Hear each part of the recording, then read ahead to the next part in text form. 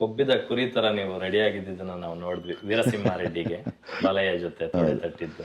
ಹೌದು So, ನಾವು ಆತರ ದುನಿಯಾ ವಿಜಯ್ ಅವ್ರನ್ನ ಯಾವತ್ತೂ ನೋಡಿರ್ಲಿಲ್ಲ. ಹೌದು ಸೊ ಬಹುಶಃ ನಿಮ್ಮ ಇಡೀ ಸಿನಿ ಕರಿಯರ್ ನಲ್ಲೇ ಅಷ್ಟು ವೆಯ್ಟ್ ಜಾಸ್ತಿ ಮಾಡ್ಕೊಂಡಿದ್ದು ಅದೊಂದೇ ಪಾತ್ರಕ್ಕೆ ಹೌದು ಹೌದು ಅದೊಂದೇ ಪಾತ್ರಕ್ಕೇನೆ. ಅದೇ ಅಲ್ಲೂ ಕೂಡ ನಾನೇ ಡಬಲ್ ಶೇಡಲ್ಲಿ ಕಾಣಿಸ್ಕೋಬೇಕಾಗಿತ್ತು. ಹೌದು. ನನ್ನ ಯಂಗ್ ಏಜು ಮತ್ತು ನನ್ನ ಎಲ್ಡರ್ ಏಜಲ್ಲಿ, ಬಾಲಯ್ಯ ಅವರ ಈಕ್ವಲ್ ಏಜಲ್ಲಿ. ಸೊ ಹಂಗಾಗಿ ಆ ಎರಡನ್ನೂ ಬ್ಯಾಲೆನ್ಸ್ ಮಾಡೋಕ್ಕೆ ದಪ್ಪನೂ ಆಗಿದೆ, ತಿರ್ಗಾ ಸಣ್ಣನೂ ಆದೆ. ನಾನು ಜನರಲ್ ಆಗಿ ನಿಮ್ ಪ್ರಶ್ನೆ ಕೇಳ್ತಾ ಇರ್ಬೋದು, 2 ವರ್ಷ ಆಗೋಯ್ತಲ್ಲ ಅಂತ. 2023ರ ಟಾಪ್ 10 ಮೂವೀಸ್ ನ ತಗೊಂಡಾಗ ನಾವು ತೆಲುಗುನಲ್ಲಿ ನಿಮ್ ಸಿನಿಮಾನು ಇದೆ ವೀರಸಿಂಹ.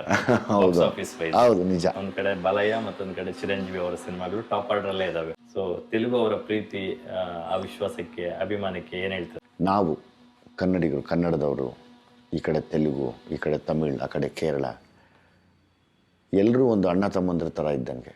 ಬಟ್ ನಮ್ಮ ಕನ್ನಡಕ್ಕೆ ಮೊದಲು ಪ್ರಾಮುಖ್ಯತೆ ಇರುತ್ತೆ.